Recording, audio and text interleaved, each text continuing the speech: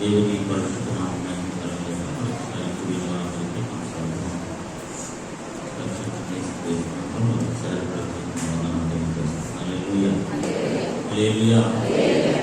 ఒకసారి పద్దెనిమిదవ వచనాన్ని మనం చదువుతాం. సంఘమున శరీరమునకు తీశారు కదండి. మొదటి అధ్యాయము 18వ వచనాన్ని మనం చదువుతాం. సంఘమున శరీరమునకు, సంఘము అనే శరీరానికి ఆయనే శిరస్సు, ఆయనకు అన్నిటిలో ప్రాముఖ్యము లేకపోతే ఆధిక్యత లేకపోతే ఘనత కలుగు నిమిత్తము ఆయన ఆది అయి ఉండి ప్రముఖుడై ఉండి ముఖ్యమైన వాడై ఉండి మృతులలో నుండి లేచుటలో ఆది సంభూతుడాయను. ఆమేన్. హల్లెలూయా, హల్లెలూయా, హల్లెలూయా. 15-16 వచనాలు మనం చదివినప్పుడు అపోస్తలుడైన పౌలు ఆయన ఉత్తరం రాసే విధానం మొట్టమొదటిగా గ్రీటింగ్స్ అంటే వారికి శుభాలు చెప్పడం, ఇలాంటి వ్యవహారాలు చేస్తాడు. తర్వాత వారు ఏమై ఉన్నారు, వారు ఏమై ఉండాలి అని ఇలాంటి విషయాలు మాట్లాడతారు. The style of his writing, ఆయన రాసే విధానం. అయితే ఆయన చాలాసార్లు మనం చాలా రాస్తాం, చాలా చెప్తాం, చాలా మాట్లాడతాం, కానీ విధానం ఉంటుంది ఒకటి.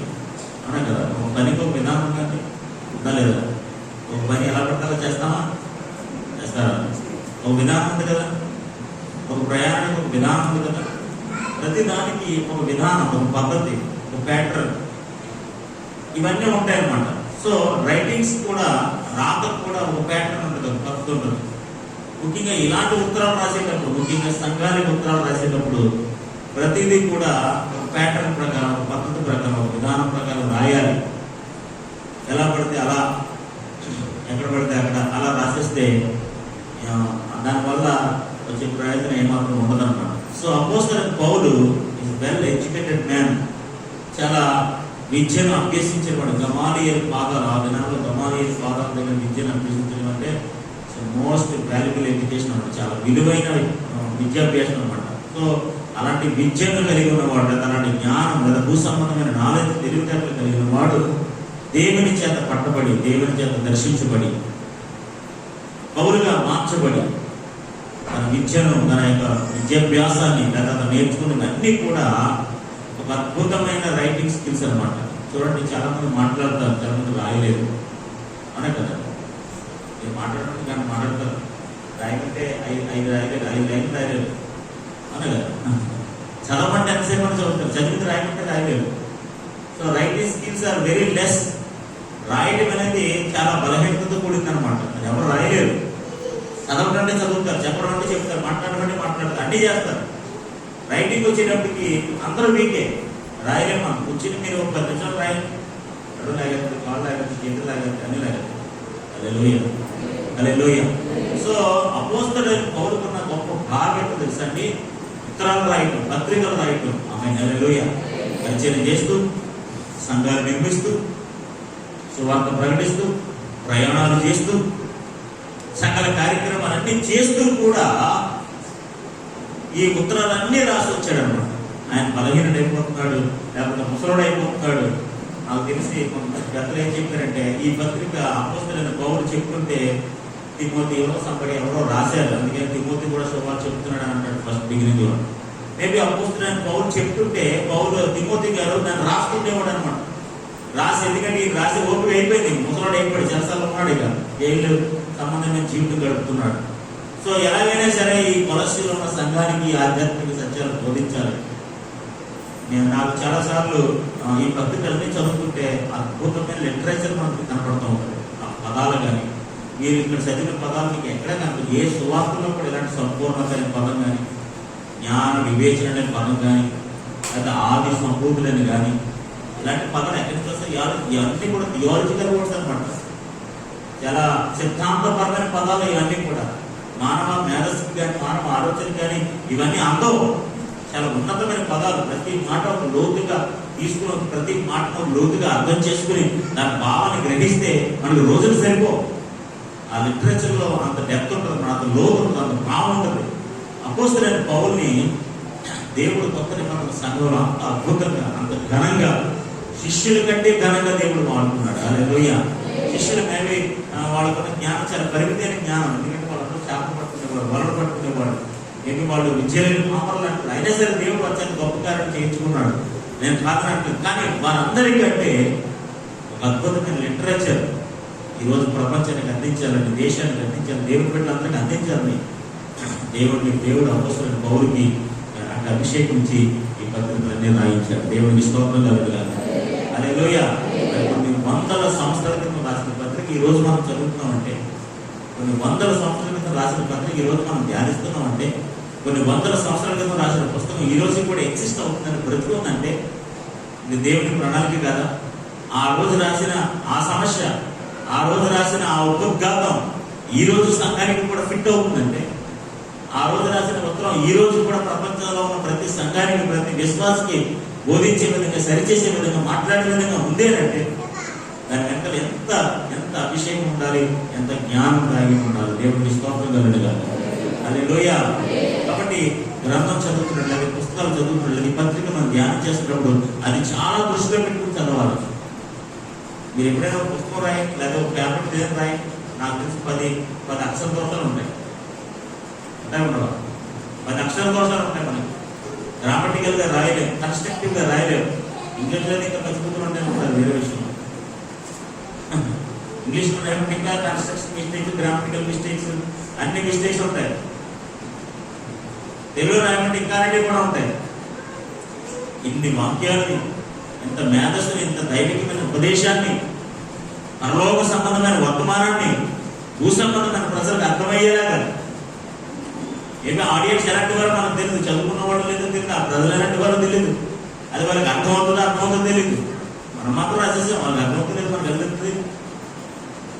ఇవన్నీ మనసులో పెట్టుకుని అపోస్తలుడైన పౌలు ఇలాంటి అద్భుతమైన పత్రికలు రాయడం జరిగింది. దేవుడికి స్తోత్రం కలుగుగాక. హల్లెలూయా. ఏదో రాసేసేది, ఏదో చదివేస్తున్నాం, ఏదో ధ్యానం చేస్తున్నాం అంటే కుదరదు.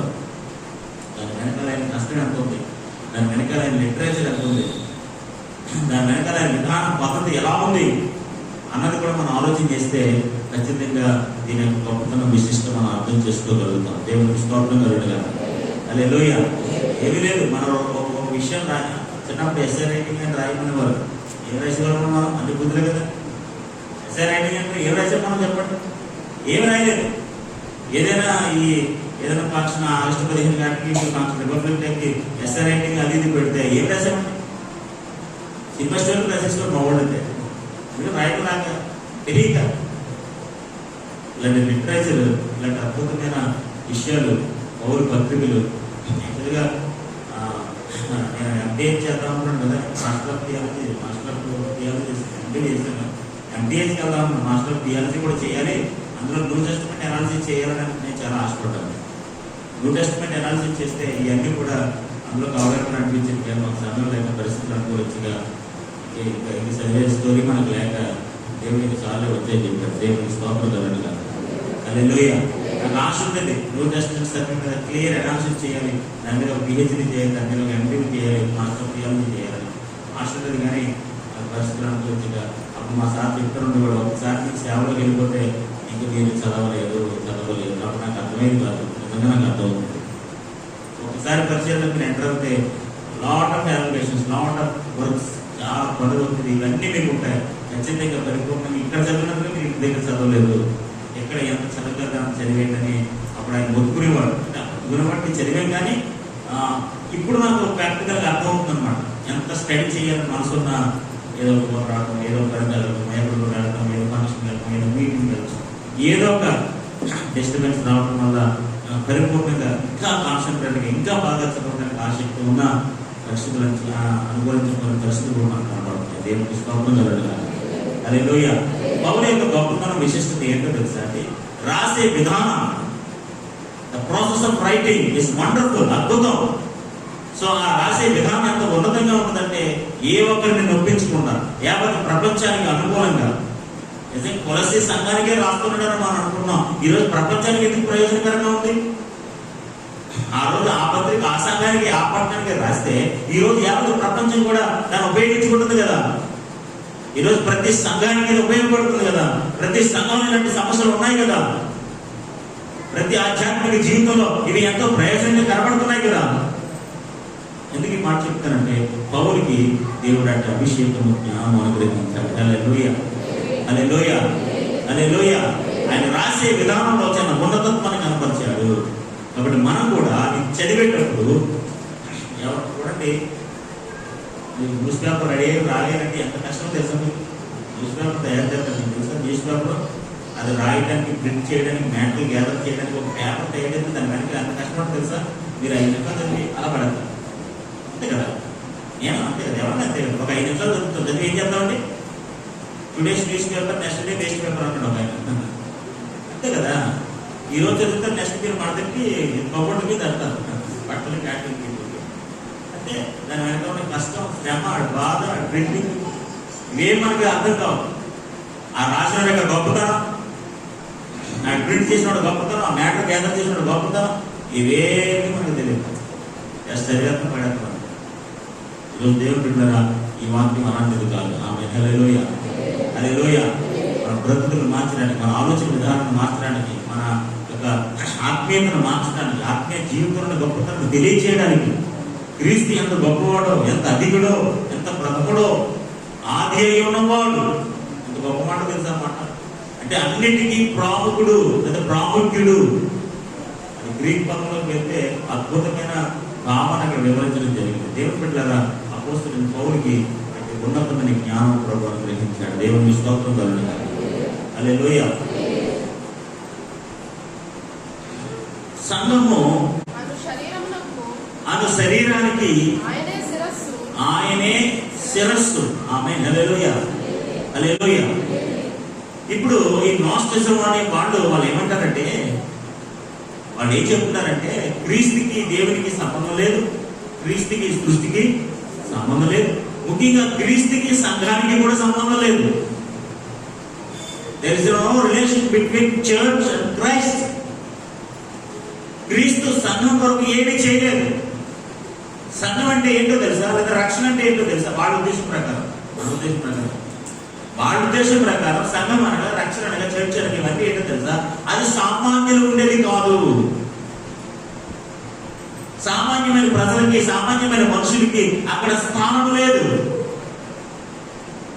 అక్కడంతా గొప్ప గొప్ప వాళ్ళు ఉంటారు, గొప్ప గొప్ప వాళ్ళు నివసిస్తారు.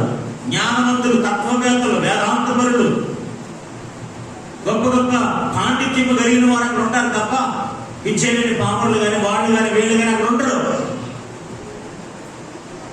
దైవికంగా ఎంతో ఉన్నతమైన జ్ఞాన ఆలోచన కలిగిన వారు మాత్రమే అక్కడ ఉంటారు. కాబట్టి అలాంటి దగ్గర ఉన్న దగ్గర క్రీస్తుతో ఏంటి సంబంధం? యేసు ప్రభువారు ఆయనకి అంత ఆధిక్యత ఏముంది అట్లతో?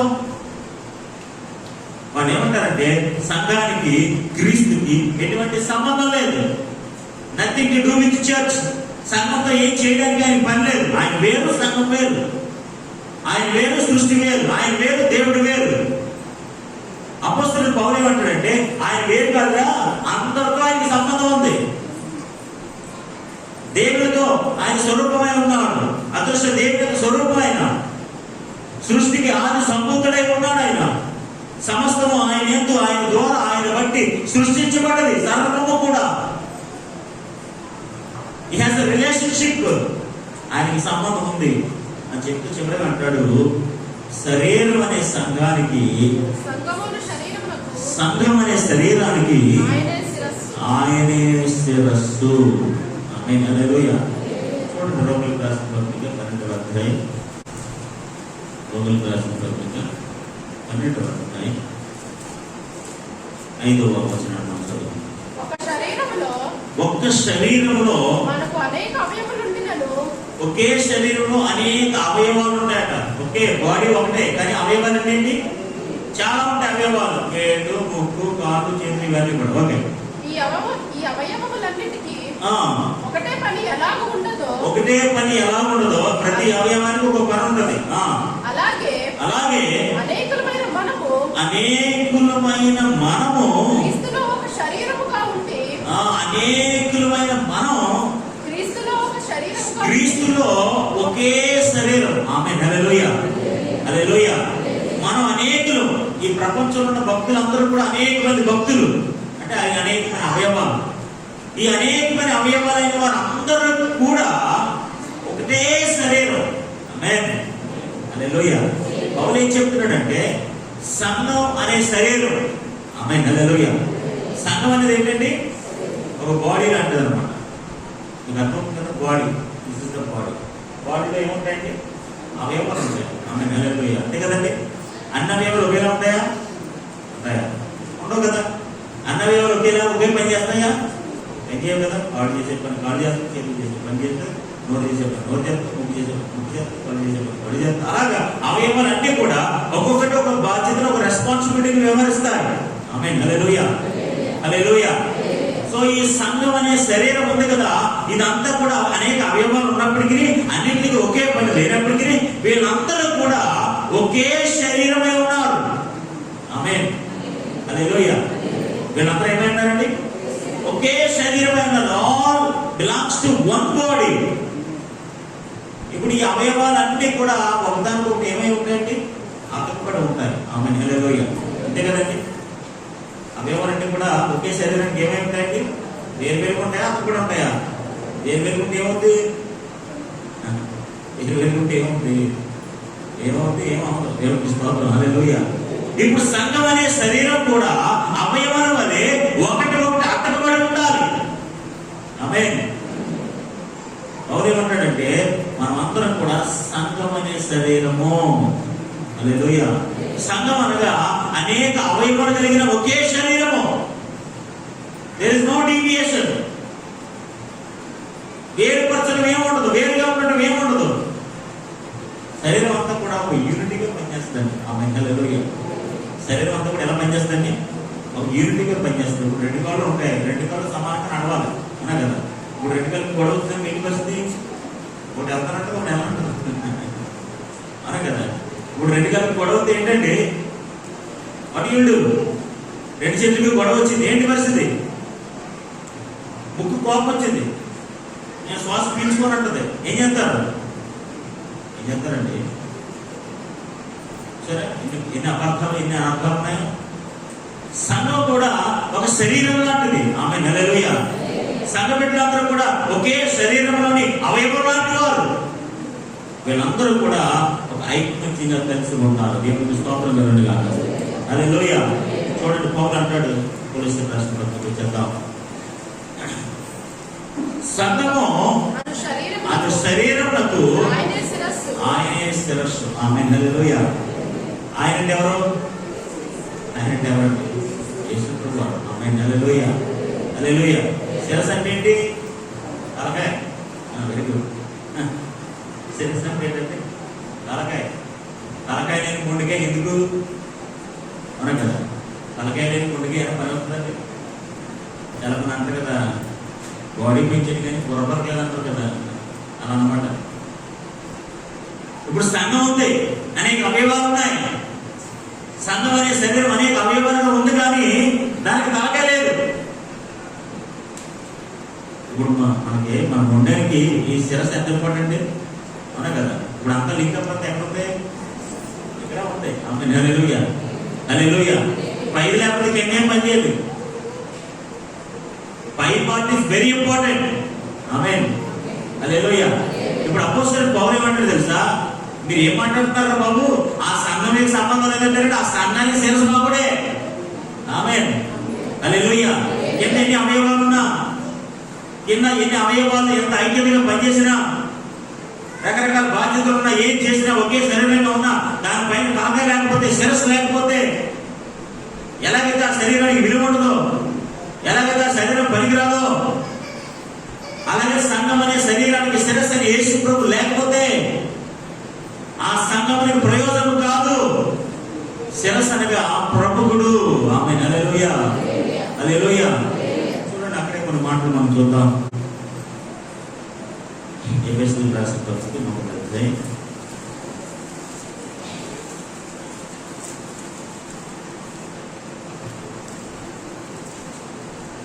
ఎఫెసీయులకు రాసిన పత్రిక 22వ వచనం. మరియు ఎఫెసీయులకు రాసిన పత్రిక 22వ వచనం. మరియు సమస్తమును ఆయన పాదాల కింద ఉంచి, సమస్తం కూడా ఆయన పాదాల కింద ఉంచి. ఆమేన్, హల్లెలూయా. దేవుడు ప్రభువైన యేసు క్రీస్తు పాదాల కింద సమస్తాన్ని ఉంచాడట. ఓకే, ఆయన సమస్తము ఆయన పాదముల కింద ఉంచి సమస్తము పైని ఆయనను సంఘం యొక్క శిరస్సుగా నియమించెను. ఆమేన్, హల్లెలూయా. తండ్రి అయిన దేవుడు, అదృశ్య దేవుడు యేసు ప్రభు గారికి ఇచ్చిన ప్రాధాన్యత ఏంటో తెలుసా? సమస్తము కూడా ఆయన పాదాల మీద పెట్టాడట. ఆమేన్, హల్లెలూయా, హల్లెలూయా. సమస్తం కూడా ఆయన పాదాల మీద పెట్టి సమస్తము పైని ఆయనను సంఘానికి శిరస్సుగా చేశాడు. దేవునికి స్తోత్రం కలుగును గాక. హల్లెలూయా. ఇప్పుడు సంఘం అనే శరీరానికి క్రీస్తు ఏమై ఉన్నాడు? శిరస్సు అయి ఉన్నాడు. దేవునికి స్తోత్రం కలుగును గాక. ఇప్పుడు సంఘం ఉంది, శిరస్సు లేకపోతే ఏంటి ప్రయోజనం? చెప్పండి. మన బాడీ ఉంది, ఈ యొక్క శిరస్సుతో ఈ తలకాయతో అటాచ్ చేయలేదు అనుకోండి, మన తలకు దిగిన ముందు దిగిన ఉందని జీవం ఉంటుందా? జీవం ఉంటుందా? బ్రతుకున్న కూడా అలా ఉంటుందా? అలా ఎవరికి ఉంటుంది? సజీవులకు ఉంటుంది అనమాట. రెండు పాటలు వేడైపోతుంది. డెత్తే, జీవమే, చీకటే, అక్కడ జీవం లేకపోవడమే. So when it is attached with, ఇప్పుడు సంఘము శిరస్సు అని యేసు ప్రభుతో అటాచ్ అయి ఉండాలి. హల్లెలూయా, హల్లెలూయా. శిరస్సు అని యేసు ప్రభుతో కలిసి ఉంటే సంఘం అభివృద్ధి చెందుతుంది. ఆమేన్, హల్లెలూయా. సంఘం క్షేమంగా ఉంటుంది. అవయవాలన్నీ యాక్టివ్ గా పనిచేస్తాయి. అవయవాలన్నీ జీవం వస్తుంది. అవయవాలన్నీ తమ చేయాల్సిన బాధ్యతలు నిర్వర్తిస్తాయి. క్రీస్తు అనే శిరస్సు లేకపోతే శరీరానికి ఉపయోగం లేదు. ఇప్పుడు తండ్రి అదృశ్య దేవుడు ఏం చేశాడో తెలుసా? సమస్తము పైని ఆయనను సంఘమునకు శిరస్సుగా నియమించెను. ఆమేన్, హల్లెలూయా. చూడండి, ఆ సంఘము ఆయన శరీరము సమస్తమును పూర్తిగా నింపుచున్న వారి సంపూర్ణత ఉన్నది. దేవుని స్తోత్రం కలుగును గాక. చూడండి, అక్కడ ఏం చేసిన పత్రికలో 4వ అధ్యాయంలో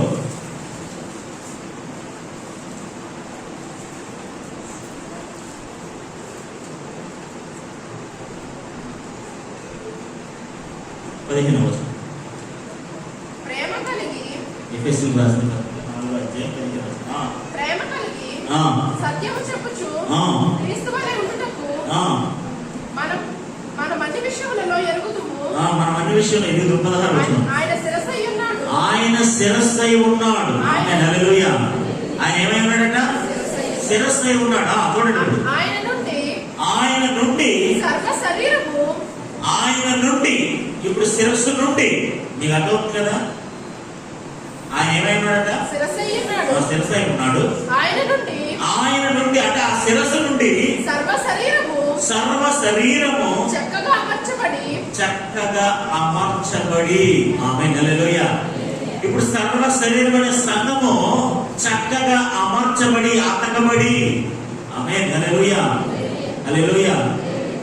సంఘానికి శిరస్సు ఆయన యేసు ప్రభువారు చాలా ప్రాముఖ్యమైన వాడు, ప్రథముడు, ఆది ఉన్నవాడు, ఆది సంభూతుడు. హల్లెలూయా. వాళ్ళెవరో నోస్టేషన్ వాళ్ళు, ఎవరు అబద్ధమైన బోధకులు, అసత్యాన్ని ప్రకటించే వాళ్ళు, అసలు సంఘానికి క్రీస్తుకి అసలు సంబంధమే లేదు అని తప్పుడు కూతురు మోస్తున్నారు, అసత్యాన్ని ప్రకటిస్తున్నారు. నా స్వరక్తమిచ్చి సంపాదించుకున్న సంఘము. ఆమేన్, హల్లెలూయా. పేతురుతో ప్రభు అంటాడు, నా సంఘమును నీ బండ మీద నేను కడతానంటాడు. ఆమేన్, హల్లెలూయా. I will build my church.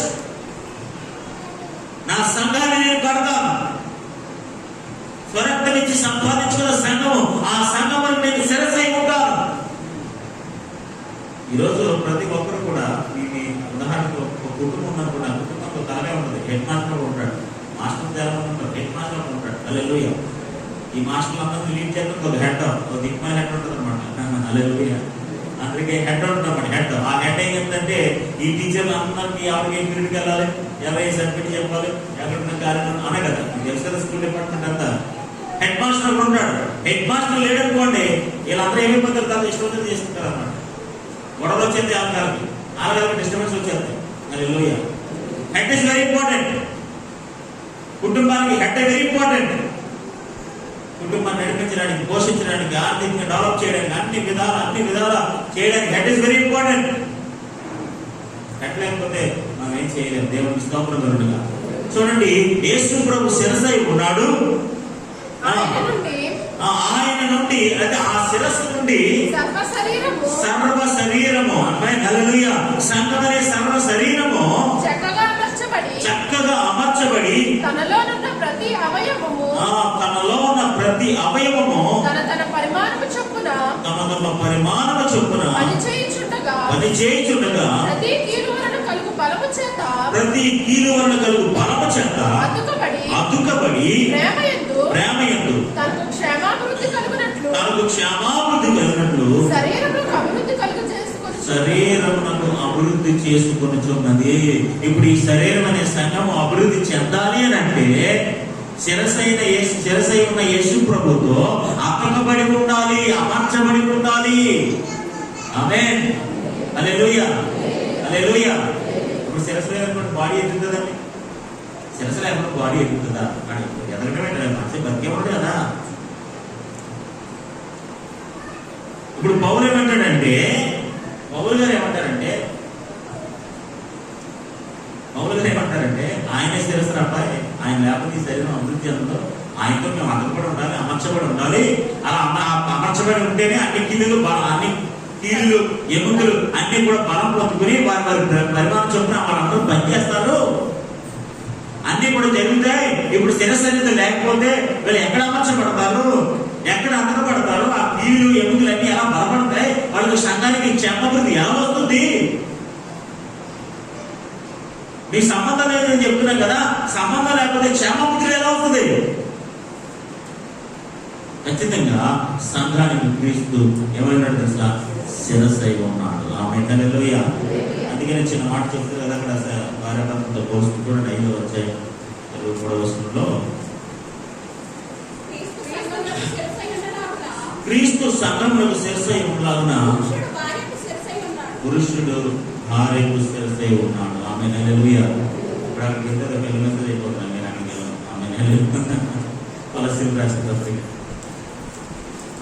2వ అధ్యాయం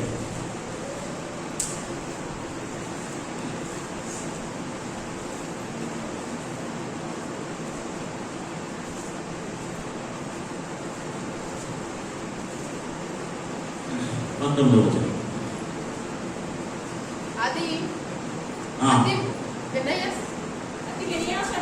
అతి వినయాసక్తుడై దేవత ఆరాధన యందు ఇచ్చగలిగి తాను చూచిన వాటిని గూర్చి గొప్పగా చెప్పుకొనుచు తన శరీర సంబంధమైన మనసు వలన ఊరక ఉప్పొంగుచు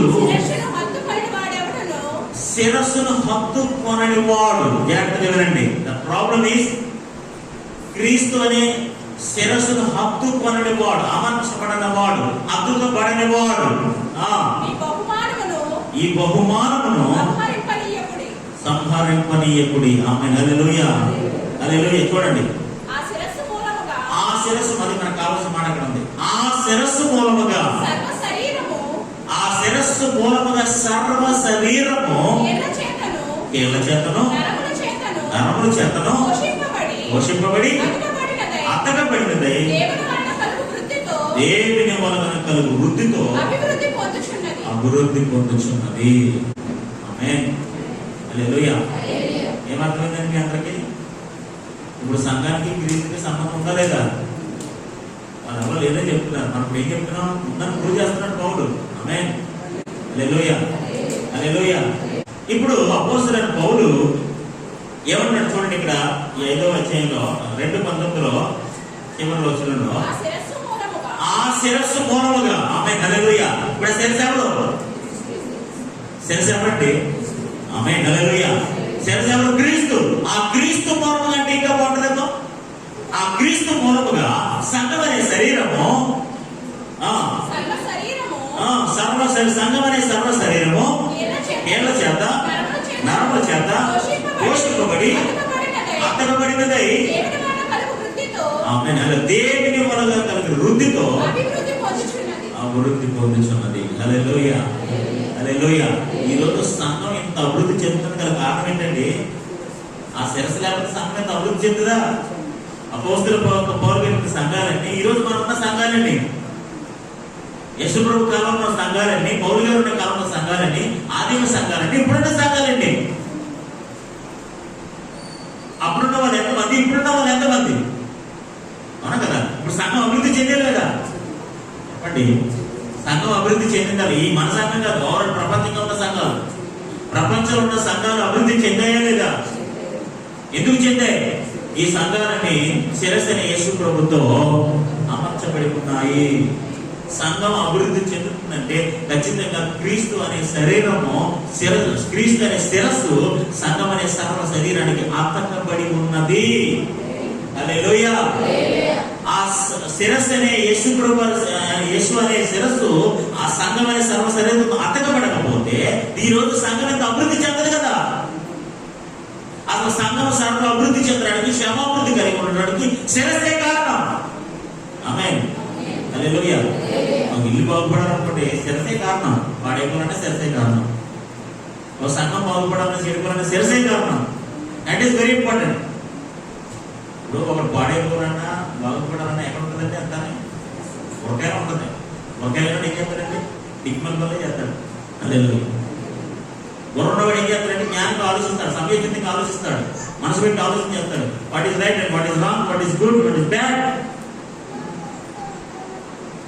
what is justice, what is unjustice, what నీతి ఏంటి, అనీతి ఏంటి, ఇవన్నీ ఆలోచిస్తుంది. ఏంటి తెలుసు?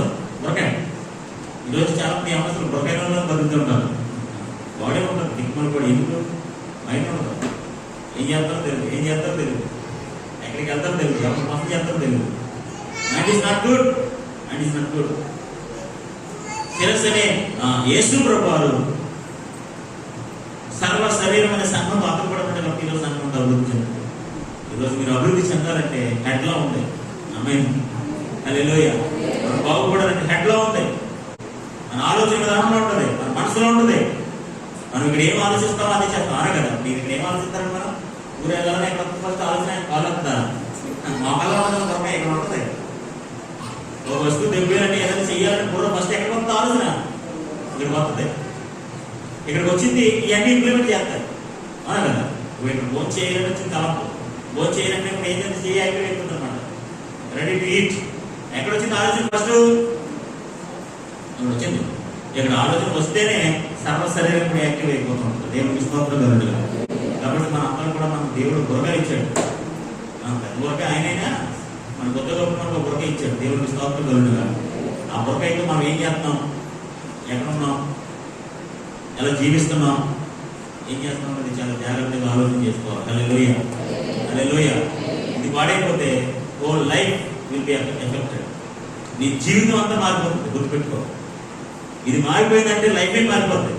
ఆ లైఫ్ సిస్టమే మారిపోతుంది. మన బతుకు ఏమైపోతుందో మనకు తెలియదు. ఈరోజు బురకాయలు చేసే పనులు బట్టి ఎంతమంది నష్టపోతారు, ఎన్ని కుటుంబాలు నష్టపోతాయో, ఎంతమంది దుఃఖంలోకి వెళ్ళిపోతారు, ఎంతమంది ఆవేదనలోకి వెళ్ళిపోతాయి, ఎంతమంది ఆర్థిక ఇబ్బందులు బాధిపోతున్నారు, ఎంతమంది ఇబ్బందులు పడుతున్నారో మనకు తెలియదు. కాబట్టి దేవుడు పెట్టారా, head is very important. Head అనే యేసు ప్రభు సరిగ్గా లేకపోతే, ఆయన ప్రాణం పెట్టకపోతే, లేదా ఆయన ఎంతగా గొప్ప కార్యాలు చేయకపోతే ఖచ్చితంగా ఖచ్చితంగా ఖచ్చితంగా ఖచ్చితంగా సంఘం ఎంత అభివృద్ధి చెందదు. హల్లెలూయా.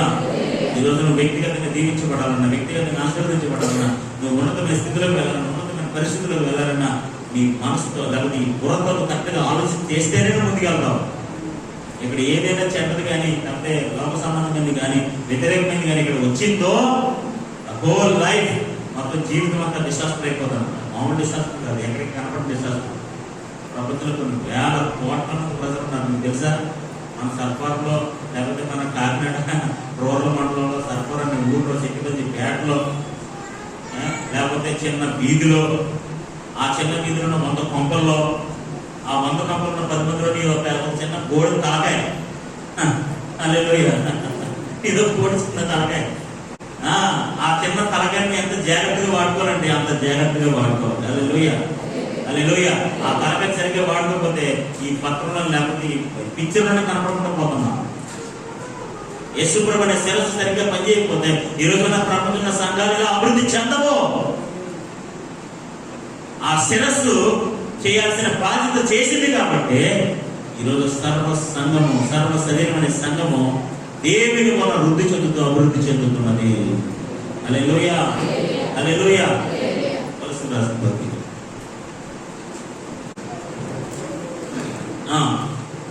సంఘం అనే శరీరమునకు ఆయనే శిరస్సు.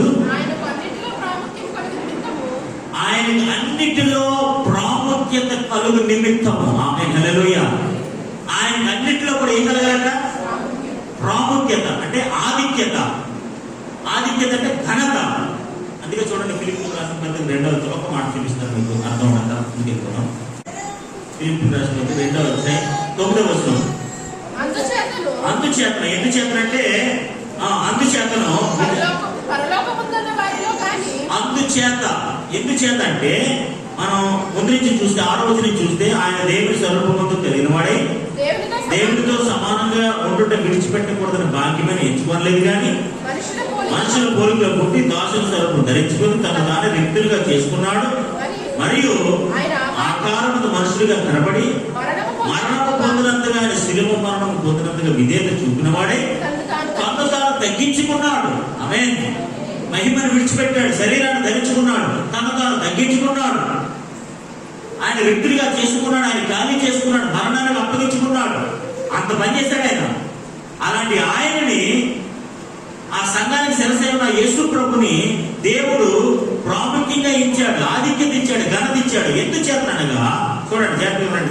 అందుచేత జాగ్రత్తగా ఉండండి. పరలోకమందు ఉన్న గాని, భూమి మీద ఉన్న వారిలో గాని, భూమి కింద ఉన్న వారిలో గాని ప్రతి ఒక్కరి మోకాలు యేసు నామములో వంగినట్లును ప్రతి వాని నాలుకయు తండ్రి అయిన దేవుని మహిమార్థమై యేసుక్రీస్తు ప్రభువుని ఒప్పుకున్నట్టును దేవుడు ఆయనను, అంటే యేసు ప్రభువారిని అధికముగా అధికముగా అధికముగా హెచ్చించి ప్రతి నామమునకు పై నామమును ఆయనకు అనుగ్రహించెను. ఆమేన్, హల్లెలూయా. అందుచేత దేవుడు ఆయనను అధికముగా హెచ్చించి, ఇప్పుడు యేసు ప్రభు సంఘానికి శిరస్సు అయి ఉన్నాడు కాబట్టి, ఇందాక మీరు ఏం చదివారు కొలస్సీయులకు రాసిన పత్రికలో? ఆయన అన్నిటిలో, ఆయనకి అన్నిటిలో ప్రాముఖ్యత కలుగు నిమిత్తము. ఇప్పుడు ఆ ప్రాముఖ్యత ఇచ్చట్లేదు తండ్రి. దేవుడు ఆయన అన్ని విషయంలో హెచ్చించి. ఆమేన్, హల్లెలూయా, హల్లెలూయా. ఈరోజు దేవుని బిడ్డలారా, అంటే ఇప్పుడు అపోస్తలుల పౌలు ఏం చెప్పాలని మీకు అర్థమైన మళ్ళీ చెప్తున్నాడు. అపోస్తలుల పౌలు ఏం చెప్తున్నాడంటే, మీరు క్రీస్తుకి దేవునికి సంబంధం లేదన్నారు, సృష్టితో సంబంధం లేదన్నారు, కనీసం సంఘంతో కూడా సంబంధం లేదన్నారు. మీరు ఏమనుకుంటారో తెలుసా? ఆయన్ని దేవుడు ఎంత కనపరచాడు తెలుసా? ఆ సంఘానికి శిరస్సు చేశాడా?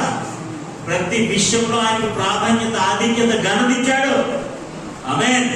ఆయనకు ఘనత లేదంటున్నారు, ప్రాముఖ్యత లేదంటున్నారు, ఆయనకి సంబంధమే లేదంటున్నారు. ఆ సంబంధం లేని వ్యక్తి ఎవరో తెలుసా? ఆది సంపూతుడు. ఆమేన్, హల్లెలూయా. అన్ని విషయంలో ప్రాధాన్యతను పొందినవాడు. ఎందుకు చెప్పాలంటే ఆడే శిరస్సు. హల్లెలూయా. నువ్వు సంబంధమే లేదంటావు కదా, ఆయనకు అంత విలువ లేదంటావు కదా, ఆ క్రీస్తు ప్రభుకి అంత ఘనత, ఆధిక్యత లేదంటూ మీరు అంటున్నారు కదా. చూడండి, ఆయనే శిరస్సు. అన్నిటి మీద ఆయన దేవుడు హెచ్చించాడు, ఘనపరిచాడు, ఆధిక్యత ఇచ్చాడు అని అపోస్తలుడైన పౌలు ఆ తప్పుగా చెప్పిన వారందరికీ గుర్తు చెప్తున్నాడు. దేవుడికి స్తోత్రం కలుగును. హల్లెలూయా. మీకు అర్థమవుతుంది కదండి. దేవుడితో సంబంధం లేదన్నారు. దేవుడితో సంబంధం లేదంటే పౌలు గారు ఏమన్నారు? అలాగే కాదు, అదృష్ట దేవుడు నిజ స్వరూపం మాత్రమే. ఆయన సంబంధం ఏంటంటే ఆయన స్వరూపం కనడే. సృష్టిలో సంబంధం లేదన్నారు. సృష్టికి ఆది సంపుతుడు బాబైన సమస్తం ఆయన ద్వారా, ఆయన గురించి, ఆయన ద్వారా, ఆయన యందు, ఆయన ద్వారా, ఆయన బట్టి సమస్తం సృష్టించబడ్డది.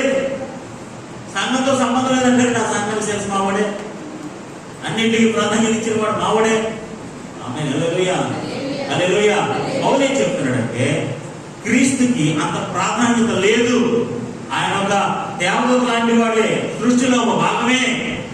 సంఘానికి ఆయనకి ఎటువంటి సంబంధం లేదు అని బోధించి ప్రకటించిన వారికి బుద్ధి చెప్పడానికి, సరి చేయడానికి, ముఖ్యంగా సంఘంలో ఉన్న వారికి అర్థం అవడానికి, క్రీస్తు యొక్క గొప్పతనాన్ని, క్రీస్తు యొక్క ఆధిక్యతను, ఆయన ఆది సంబుద్ధుడని, ఆమేన్, అన్నిటికీ ప్రథముడని, ఆయన ద్వారానే సృష్టించబడ్డదని, సమస్తం ఆయన ద్వారానే కలిగిందని, ఆయన సృష్టిలో ఒక భాగము కాదని నొక్కి చెప్పి ఈ సత్యాన్ని అపోస్తలుడైన పౌలు కొలస్సీ సంఘం ద్వారా యావత్ ప్రపంచానికి తెలియజేశాడు. హల్లెలూయా. చూడండి, కొలస్సీయులకు రాసిన పత్రిక ఒక మాట చదివి ముందుకు వెళ్ళిపోదాం. మరొకసారి సంఘమును శరీరమునకు ఆ. ఆయనే శిరస్సు, ఆ. ఆయనకు అన్నిటిలో ప్రాముఖ్యము కలుగు నిమిత్తము, అన్నిటిలో ప్రాముఖ్యము కలుగు నిమిత్తము ఆయన ఆది అయ్యుండి, ఆయన ఆది అయ్యుండి, మృతులలో నుండి లేచుటలో జాగ్రత్తమైన మృతులలో నుండి లేచుటలో కూడా ఆది సంబూతుడాయెను. ఆది సంబూతుడాయెను. ఆమేన్, హల్లెలూయా. మృతుల్లోంచి లేవడంలో కూడా మావాడే ఫస్ట్. ప్రపంచంలో, యావత్ ప్రపంచంలో పౌలు గారు ఏం చెప్తుంటే ఫైనల్ గా, ఒరే మృతుల నుంచి ఎవరైనా పైకి లేచానంటే అందులో ఎవరైనా ఫస్ట్ ఉన్నాడు మావాడే రా అని చెప్తున్నాడు. మా పక్కన చెప్తున్నాను, వాళ్ళకి అర్థమైనా చెప్తున్నాను, మామూలు చెప్తున్నాడు తెలుసా. ఇప్పుడు అందరూ కూడా క్రీస్తు అంత సీనియర్స్ లేదని చెప్పారు కదా. ఆయన అన్నిటిలోని ఆది సంబూతుడు, ప్రముఖుడు. ఇందాక మీరు 15 వర్షాలు అదే సర్వ సృష్టికి ఆది సంబూతుడు ఆయనే అన్నారు కదా. మృతులలో నుండి లేవడంలో కూడా మావాడు కూడా ఆది సంబూతుడు. ఆమేన్, హల్లెలూయా. ఆది సంబూతుడు అనగా ప్రముఖుడు, ఆది అయి ఉన్నవాడు, ఆయనే మూలము, ఆయనే శిరస్సు అని అంటన్నమాట. ఆయనే చివరిగా ఏం చెప్తారంటే, చివరిగా ఏం చెప్తారు, ఆయన ఆది అయ్యుండి, ఆ మృతులలో నుండి మృతులలో నుండి లేచుటలో అంటే మరణాన్ని జయించుటలో, మృతులలో ఆది సంబూతుడాయెను. ఆది సంబూతుడాయెను. ఆమేన్, హల్లెలూయా. అంటే ప్రపంచంలో మరణాన్ని జయించిన వారు ఎవరైనా ఉన్నారు అంటే, అందులో నెంబర్ 1 క్యాండిడేట్ ఎవరైనా ఉన్నారు అంటే ఆయన ఎవరో కాదు, మీరు తిరస్కరించిన యేసు ప్రభువే. మరణాన్ని జయించడంలో కూడా ఆయనే ఆది సంబూతుడు. సృష్టికి ఆయనే ఆది సంబూతుడు, మరణాన్ని జయించడంలో కూడా ఆయనే ఆది సంబూతుడు. ఎవ్రీవేర్ ఆయనే ఆది సంబూతుడు. ఆయన సంబూతుడు అనగా ప్రముఖుడు. ఆమేన్, హల్లెలూయా, హల్లెలూయా. ఈ 15, 16, 17, 18 వచనాలు ఇస్ వెరీ ఇంపార్టెంట్. మళ్ళీ ఒకసారి ఒక 30 వచనం వినండి. నాస్టిజం అనే భక్తులు ఏం చెప్పారంటే, యేసు ప్రభుకి దేవునికి సంబంధం లేదు, సృష్టికి ఆయనకి సంబంధం లేదు, సంఘానికి ఆయనకి ఎటువంటి సంబంధం లేదు. ఆయన చాలా తక్కువ వాడు. ఆయన మామూలు మనలాంటి ఒక సృష్టి మాత్రమే, సృష్టించబడిన వాడు మాత్రమే, ఆయన సృష్టికర్త కాదు. ఆయన కూడా ఒక పదార్థమైన శరీరాన్ని ధరించుకున్నవాడే, రక్త మాంసములు కలిగిన వాడే. ఆయనకు అంత స్టోరీ లేదు, సంఘంతో సంబంధం లేదు అని క్రీస్తుని, దేవుని స్వరూపములో ఉన్న సర్వ జ్ఞానమును సంతరించుకున్న క్రీస్తుని, ఏ దేవుడైతే గొప్పవాడో మీకోసం ప్రాణం పెట్టాడో ఆ ప్రభుని ఈ నాస్టిజం వాళ్ళు తక్కువ చేసి మాట్లాడారు. అది పౌలుకు నచ్చలేదు, అది పౌలుకు నచ్చలేదు. అందుకని ఏం చెప్పాడంటే, ఈ ఎపఫ్రా వెళ్ళి పౌలు గారికి చెప్పారు. ఎపఫ్రా గారు వెళ్ళి పౌలు గారు అంటే, ఈ నాస్టిజం వాళ్ళు వచ్చి యేసు ప్రభు గారు గొప్పడు కాదన్నారు, సృష్టిలో బాబు అంటున్నారు, శరీరం ధరించుకున్నాడు కాబట్టి, శరీరం చెడ్డ కాబట్టి, పదార్థం చెడ్డ కాబట్టి ఆయన చెడ్డవాడు అంటున్నారు, ఆయనకి సంఘానికి ఎటువంటి సంబంధం లేదు, ఆయన మీకు సరసరైన సంఘానికి ప్రాణం పెట్టలేదు అంటున్నారు. ఇలా రకరకాలుగా ఆయన మాట్లాడుతున్నారంటే అంటే నువ్వేం కంగారు పడుతుంది, నా మొత్తం రాత్రి నీ మొత్తం రాజు. హల్లెలూయా.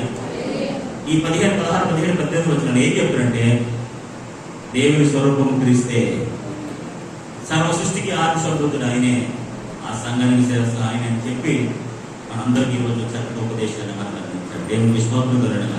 ఒకవేళ లోకంలో ఉన్నవారు ఎవరికైనా సరే, మనలో ఉన్న ఎవరికైనా సరే క్రీస్తు గురించి ఒకవేళ తప్పు బాగుంటే, ఎవరైనా క్రీస్తులు తప్పు చేసి మాట్లాడితే ఈ వచనాలు చెప్తే చాలా అద్భుతంగా మనకు అర్థమవుతుంది. దేవునికి స్తోత్రం కలగడం కాదు, వాళ్ళకి అర్థమైన అర్థమవుతున్నా దేవుని బిడ్డలైనా మనకు అర్థమైతే చాలు.